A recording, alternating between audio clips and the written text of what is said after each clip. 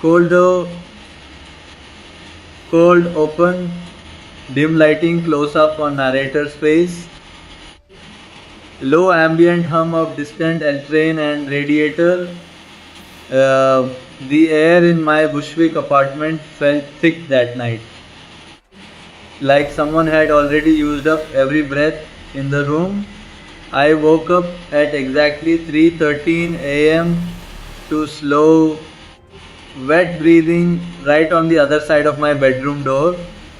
Not loud, just steady, patient. I didn't move.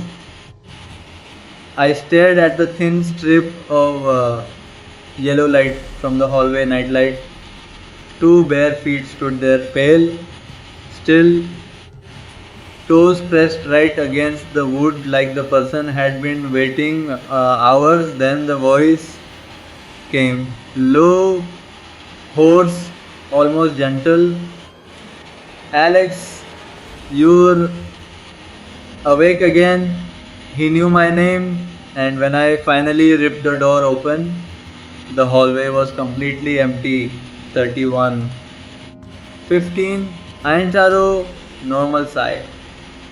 Hey everyone, welcome back. If you are new here, I tell stories that feel a little too real. Stories that happen to regular people in regular cities. Today we are heading to Bushwick, Brooklyn, New York. Second floor walk up in an old brick building right off the L train. Cheap rent, exposed brick walls, that constant low rumble of the subway underneath. After my breakup in Boston, it felt like the perfect reset. This is the story of Alex, a 31-year-old freelance photographer who thought he was finally getting his life together. Turns out something else had already claimed the place as home. Teen 3, 30 slow burn. The normal life Alex worked long hours shooting weddings and events all over the city, came home exhausted, grabbed a slice from the 24-hour pizza spot on the corner, crashed on the couch watching the J train lights flash past the window. The building was old, 1920s, creaky floors, thin walls.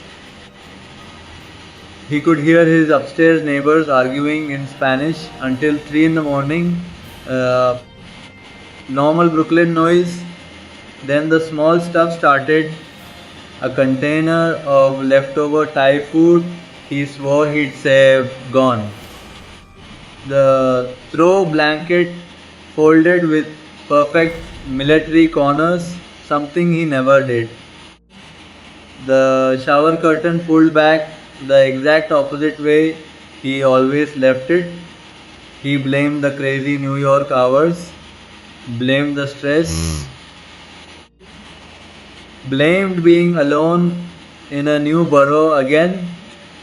But then the smell started drifting under his bedroom door around 2:30 every morning.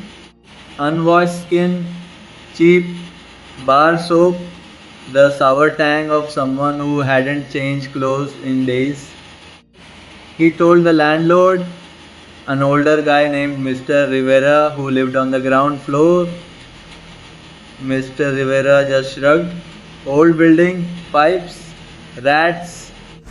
You imagine things when you're alone at night, kid. Alex laughed it off until the night the feet appeared. 3:36. The anomaly bullshit was always exactly 3:13 a.m. He'd wake up, heart already pounding, like his body had memorized the schedule. The hallway light was still on, and under the door, those two bare feet standing inches away, breathing slow and steady. He started recording audio on his phone every night. The breathing was there on the file, clear as day. But when he set up a cheap camera facing the door, nothing, empty hallway every single time. The feet only showed up when he looked with his own eyes.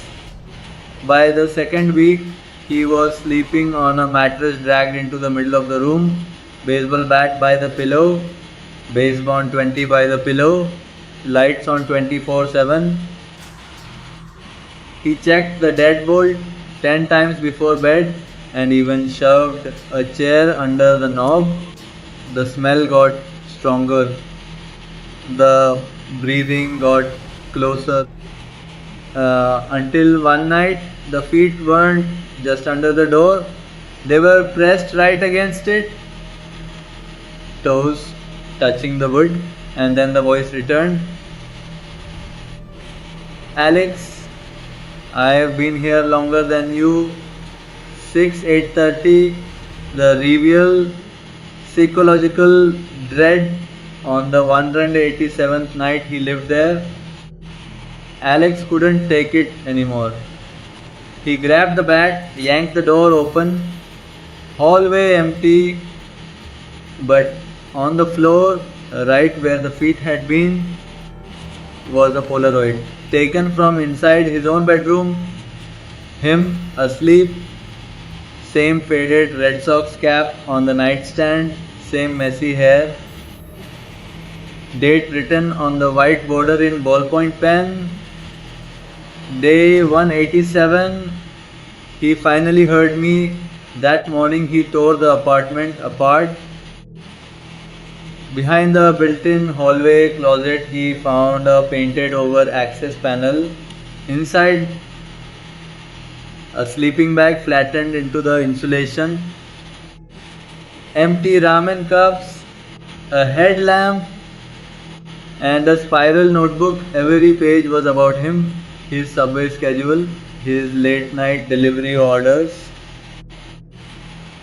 the exact bar on Myrtle Ave he went to when the loneliness hit. Even replies the squatter had sent from Alex's own email, pretending to be him, telling his ex he was spiraling so she'd stay away.